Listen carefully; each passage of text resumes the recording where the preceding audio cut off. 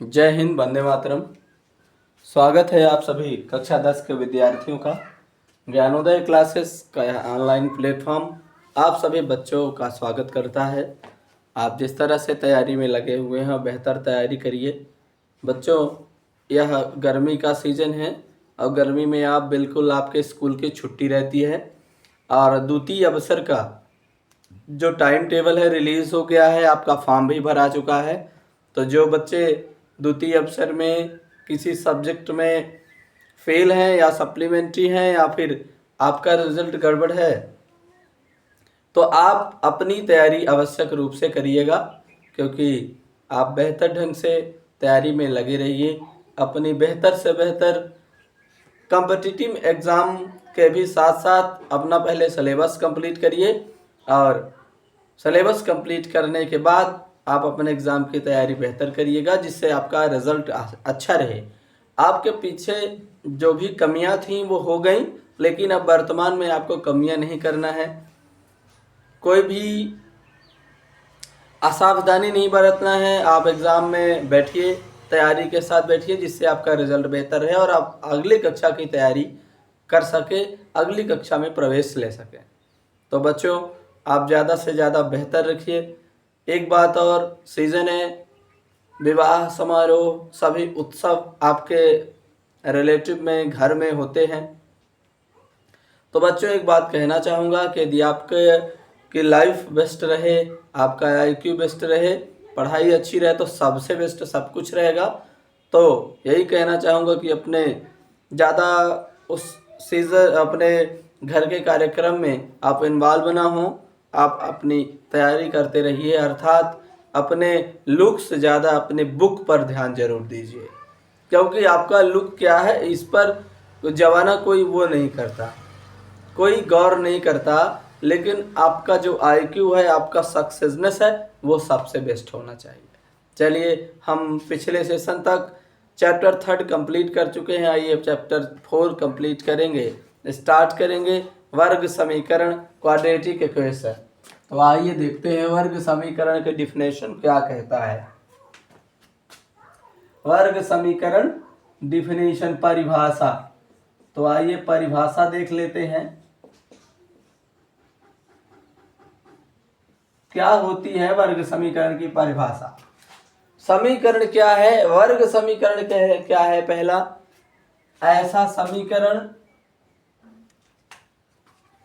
ऐसा समीकरण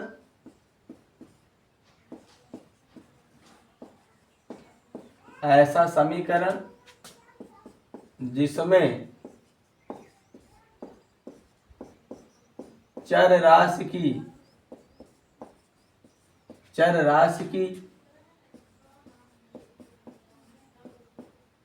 अधिकतम घात, चर राशि की अधिकतम घात क्या हो? चर राशि की अधिकतम घात 2 हो। कितनी हो? 2 हो। वर्ग समीकरण कहलाता है। वर्ग समीकरण कहलाता है।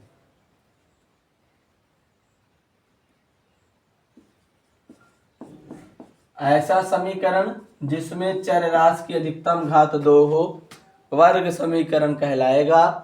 इसका मानक रूप क्या होगा? एग्जाम्पल, चलिए एग्जाम्पल पहले लिख लीजिए, फिर देखते हैं। एग्जाम्पल जैसे मान लीजिए 4x² - 1 लिख दिए, वो भी वर्ग समीकरण है। x² + x - 1 लिख दिए, ये भी वर्ग समीकरण है। इक्वल टू 0 होना चाहिए, इक्वल टू 0, ये भी वर्ग समीकरण है। मान लीजिए कि हम लिख दिए x² + 2x -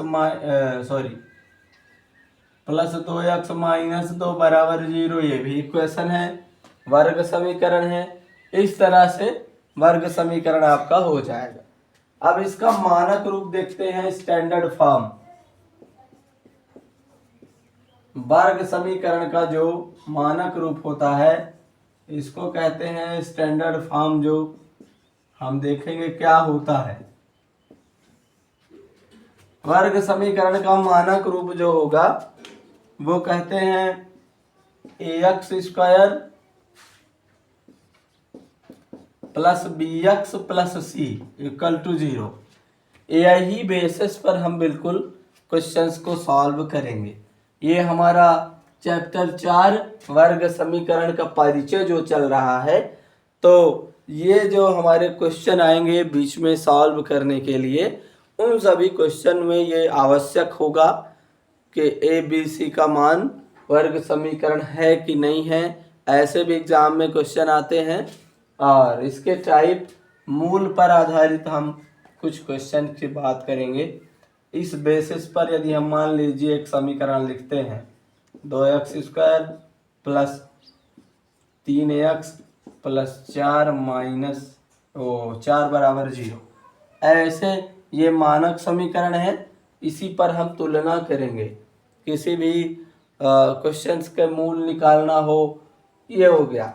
अब चलिए विविक्तिकर की बात कर लेते हैं। विविक्तिकर को अंग्रेजी में कहते हैं डिस्क्रिमिनेंट। विविक्तिकर जो होता है, विविक्तिकर को कहते हैं डिस्क्रिमिनेंट। तो विविक्तिकर क्या है? विविक्तिकर होता है डी बराबर b² माइनस 4ac। जो विविक्तिकर का फार्मूला है तो यह होता है डी बराबर b² माइनस 4ac।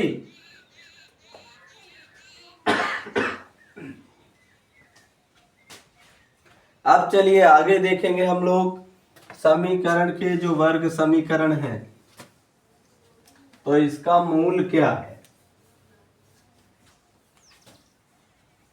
वर्ग समीकरण के मूल क्या हो सकते हैं, इस पर हम चर्चा करेंगे। कंडीशन क्या होती है ना। चलिए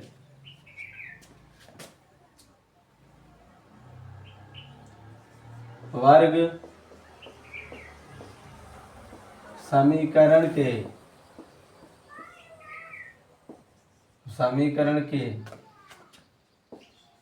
मूल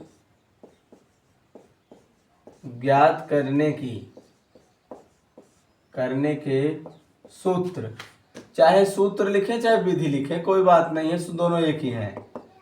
तो वर्ग समीकरण ज्ञात करके मूल ज्ञात करेंगे, उनकी विधियां क्या हैं।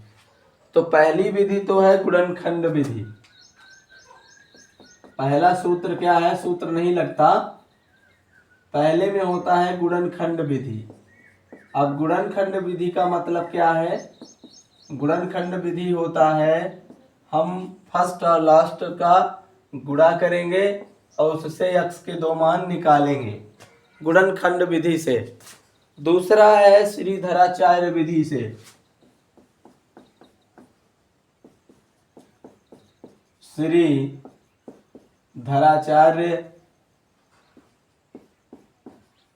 श्रीधराचार्य सूत्र विधि से। श्रीधराचार्य सूत्र विधि से करेंगे गुणनखंड, तो हो ही गया। श्रीधराचार्य सूत्र विधि से x के दो मान यानी समीकरण के मूल निकालेंगे। x बराबर होता है -b plus minus root of b² minus 4ac upon 2a होता है 2a। अब इसमें समीकरण के दो मूल होते हैं, है ना। x बराबर, x के मान हम निकालते हैं, तो x के मान जब निकालते हैं तो ये सूत्र लगता है।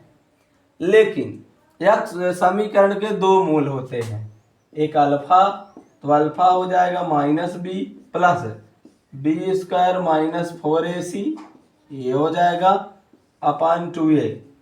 और दूसरा मूल होता है बीटा, तो बीटा का हो जाएगा -b minus b² minus 4ac upon 2a। जैसा बच्चों, जैसा हमने बोल दिया है कि अपने लुक से ज़्यादा अपने बुक पर फोकस करिए, तो लुक कोई मायना नहीं रखता। यदि आप बुक पर ध्यान देंगे तो लुक अपने आप ही बदल जाएगा। तो देखते रहिएगा। ये हो जाएगा अल्फा और बीटा का फार्मूला। अब मूल तो हमने निकाल लिया है, कैसे कैसे, अल्फा और बीटा से। अब क्या करेंगे, मूलों की प्रकृति देखेंगे। क्या करेंगे, मूलों की प्रकृति, नेचर देखेंगे, मूलों का नेचर। मूलों का नेचर क्या होता है। 3 प्रकार की कंडीशन आपको वर्ग समीकरण में पढ़ने को मिलेगी। इसी को कहेंगे मूलों की प्रकृति।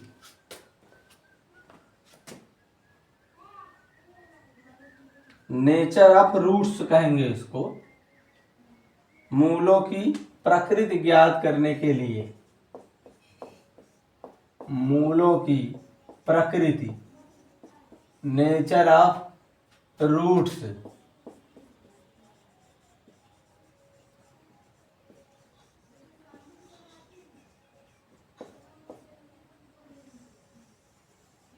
कोशिश ये रहनी चाहिए कि बेहतर से बेहतर आपको परिणाम लाना है, बेहतर से बेहतर अपने विषय को मजबूत करना है, सब्जेक्ट को मजबूत करना है।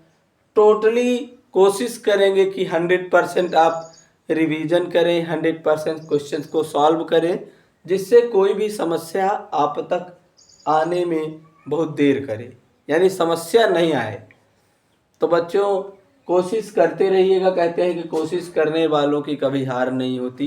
तो हार होना भी नहीं है, लाना भी नहीं है। जिंदगी कभी उदास होती है, कभी खुश होती है, लेकिन यदि आप अपनी मेहनत पर ध्यान रखेंगे तो जिंदगी ना तो उदास होगी ना तो खुश होगी, लेवल पे चलती रहेगी। तो मूलों की प्रकृति देखते हैं। नंबर 1, मूल क्या हो, समीकरण के मूल, ऐसा लिखते हैं। वर्ग समीकरण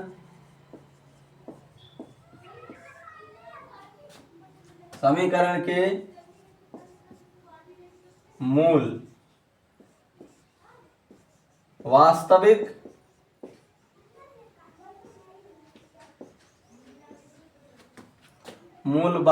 व बराबर होंगे यदि, समीकरण के मूल वास्तविक और बराबर होंगे यदि क्या होगा, जो व्यक्तिकर होता है हमारा d = 0। इसका मतलब क्या है, d का मान होता है b² - 4ac = 0। जब क्या होगा, वर्ग समीकरण के मूल वास्तविक और बराबर होंगे, कब, जब b² - 4ac = 0 होगा। चलिए दूसरी कंडीशन देख लेते हैं। दूसरी कंडीशन क्या है, वर्ग समीकरण के मूल वास्तविक और भिन्न हो। समीकरण के मूल क्या हो, वास्तविक व भिन्न हो, अलग अलग हो। वास्तविक हो, समीकरण के मूल वास्तविक तो हो लेकिन भिन्न भिन्न हो, अलग अलग होंगे। यदि कब होगा, यदि कब होगा,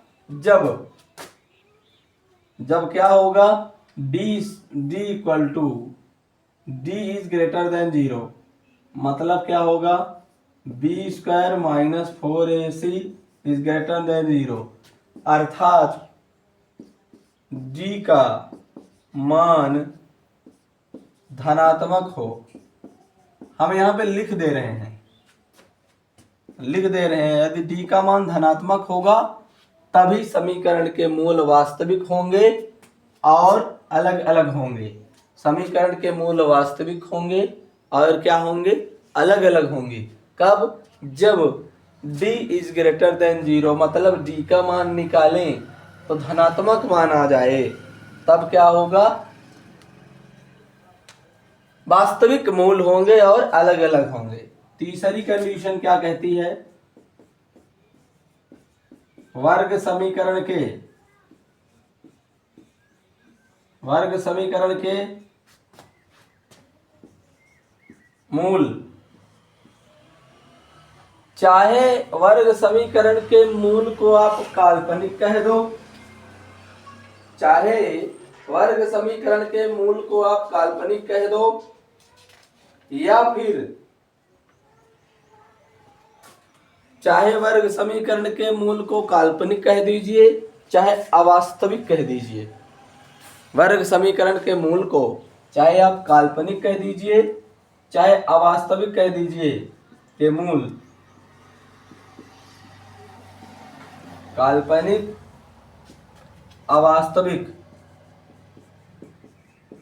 काल्पनिक कहिए चाहे अवास्तविक कहिए, और चाहे कह दीजिए कि कोई अस्तित्व न हो, मूलों का अस्तित्व न हो। कब होगा ऐसा? जब d is greater less than 0, अर्थात क्या होगा, b² minus 4ac is less than 0। यहाँ पे क्या होगा, d का मान ऋणात्मक हो, क्या हो, d का मान ऋणात्मक हो जाए, तब समीकरण के मूलों का कोई अस्तित्व नहीं होगा, या फिर समीकरण के मूल वास्तविक नहीं होंगे, या फिर समीकरण के मूल काल्पनिक होंगे, इमेजिनरी होंगे, इमेजिन करना पड़ेगा। तो बच्चों समझ गए होंगे आप। समीकरण, वर्ग समीकरण है, चर की अधिकतम घात 2 हो, समीकरण कहलाएगा वर्ग समीकरण, और वर्ग समीकरण के मूल वास्तविक बराबर होंगे जो d = 0 हो। समीकरण के मूल वास्तविक और अलग अलग होंगे जब d का मान 0 से बड़ा हो जाए। वर्ग समीकरण के मूल काल्पनिक होंगे जब माइनस मान आ जाए, d का मान माइनस में आ जाए, तब इसे क्या कहेंगे, तब इसे कहेंगे वास्तविक मूल बिल्कुल नहीं, काल्पनिक मूल कहेंगे, अवास्तविक मूल कहेंगे, या अधिकल्पित मूल कहेंगे। तो बच्चों ज़्यादा से ज़्यादा कोशिश आप करिएगा, क्योंकि कोई भी चीज़, चलिए एक आध हम एग्जाम्पल के माध्यम से आपको बता देते हैं कि हमको करना क्या रहता है। इस पर किसी भी वर्ग समीकरण का मूल हम कैसे निकालते हैं, गुणनखंड विधि से कैसे क्या करेंगे, तो थोड़ा उसका एग्जाम्पल आप देखिएगा। हम अभी एक्सरसाइज पे तो नहीं जा रहे, लेकिन एक्सरसाइज में हम नेक्स्ट सेशन में चलेंगे। एक जैसे मान लीजिए कि हमारे पास वर्ग समीकरण है, क्या है, x² + 7x +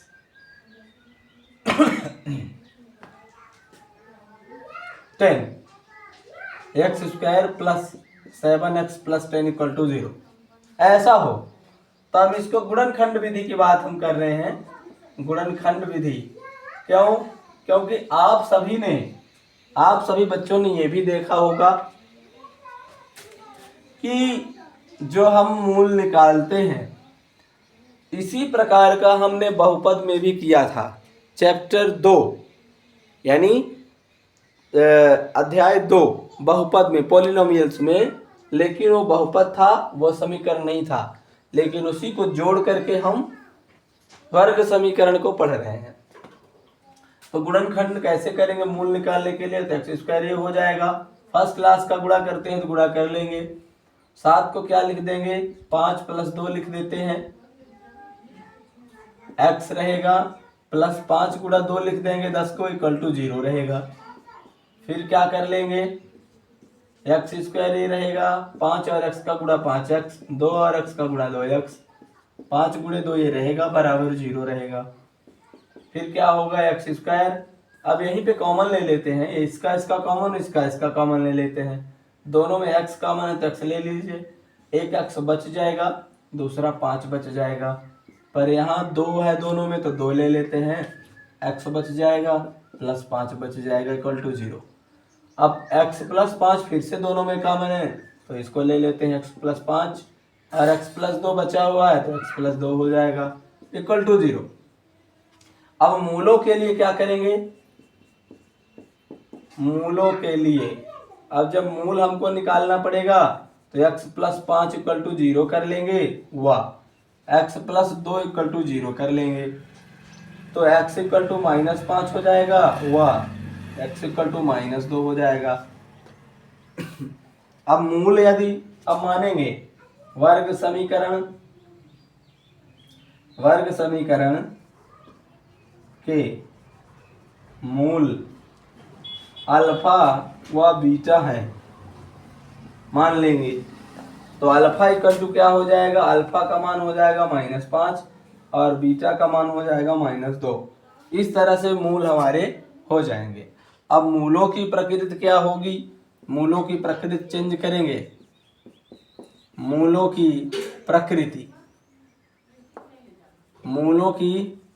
प्रकृति जब ज्ञात करेंगे तो हम चेक करेंगे b² - 4ac। तो b² - 4ac के लिए हम क्या करेंगे, यहाँ a b और c की तुलना करेंगे। अभी हमने बोला था स्टैंडर्ड फॉर्म जो होगा यहीं पर हम abc की वैल्यू लिखते हैं, इसको हटा देते हैं। तो abc की वैल्यू तो ax² + bx + c होता है ना, c इक्वल टू 0। तो a की जगह पर हमारा कितना है, 1 है, b की जगह पे 7 है और c की जगह पे +10 है तो +10 लिख लेते हैं। कहाँ से तुलना कर रहे हैं, समीकरण जो वर्ग समीकरण इसके मानक रूप से स्टैंडर्ड फॉर्म से। तो b² - 4ac चेक करेंगे क्या है, तो ये हो जाएगा b की वैल्यू है 7 है, यहाँ नहीं करते इसके नीचे ही कर लेते हैं। 7 का वर्ग हो जाएगा b² -4 है, a की वैल्यू है 1 और c की वैल्यू कितनी है, c की वैल्यू है 10। तो हम क्या करेंगे, 7 × 7 = 49 हो जाएगा, 4 × 2 = 40 हो जाएगा, 40 से कम 40 यानी 40। तो 49 में 40 कट गया तो 9 आ गया है ना। और ये क्या है, ग्रेटर देन 0 है, क्या है, ग्रेटर देन 0, चूंकि d का मान है ना, तो d इज ग्रेटर देन 0 मतलब अर्थात समीकरण के मूल वास्तविक और भिन्न होंगे। क्या होंगे, वास्तविक व भिन्न होंगे। काहे, क्योंकि भिन्न होंगे क्योंकि d का मान 0 से ज़्यादा है यानी धनात्मक मान आया हुआ है। इस तरह से हम क्वेश्चंस को सॉल्व करेंगे। तो चलिए आगे हम नेक्स्ट सेशन में क्वेश्चंस को देखेंगे। इस सेशन में केवल इतना ही। बच्चों स्वस्थ रहिए, मस्त रहिए, खूब मेहनत करिए, खूब पढ़िए। सेशन को लाइक करके अपने दोस्तों तक शेयर कर दीजिए। और एक बात और कहना चाहूँगा, जब आप पढ़ते ही हैं एक कमेंट अवश्य कर दिया करिए। देखते हैं बिल्कुल, तो एक कमेंट लास्ट में आप लिख दिया करिए कि सर ऐसा है, या फिर हमारे समझ में आ रहा है कि तैयारी कितनी चल रही है। आप बिल्कुल एक कमेंट अवश्य कर दिया करिए। सेशन पे नए हो तो सब्सक्राइब कर लीजिए, जिससे आप तक नए जो सेशन है, नए वीडियोस हैं तो आप तक पहुंचते रहें। चलिए इस सेशन में केवल इतना ही। मिलेंगे नेक्स्ट सेशन में नए उत्साह, नए क्वेश्चंस के साथ, नए एक्सरसाइज के साथ। तब तक के लिए जय हिंद, जय भारत। बच्चों ज़्यादा से ज़्यादा यदि आप पढ़ेंगे तो ही आप एक बेहतर भविष्य की ओर जा सकेंगे।